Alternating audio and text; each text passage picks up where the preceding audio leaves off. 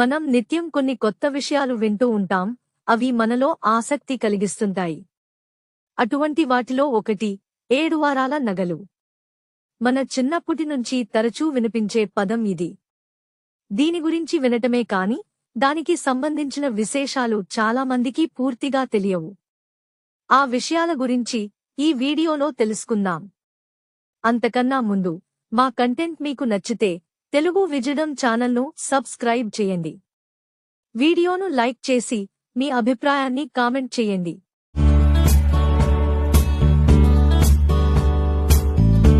Welcome to Telugu wisdom, తొలి Telugu AI channel.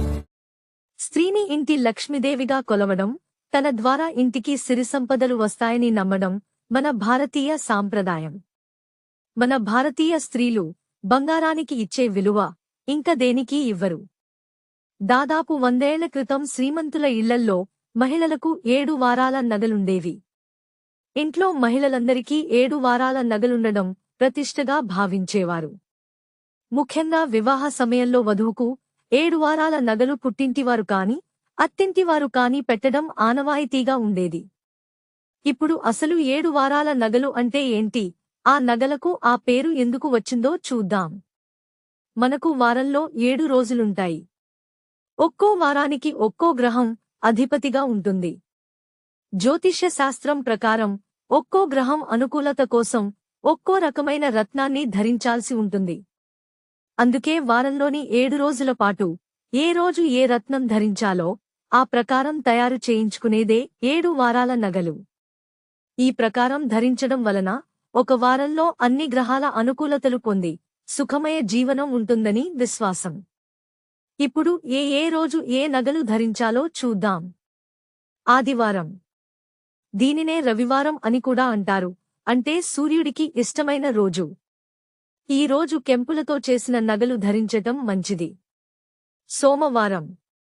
ఇది చంద్రుడికి సంబంధించిన రోజు కనుక ఈ రోజున ముత్యాలతో చేసిన నగలు ధరించాలి. మంగళవారం. కుజుడికి ఎంతో ఇష్టమైన రోజు, ఈ రోజు పగడాలతో చేసిన నగలు పెట్టుకోవాలి. బుధవారం.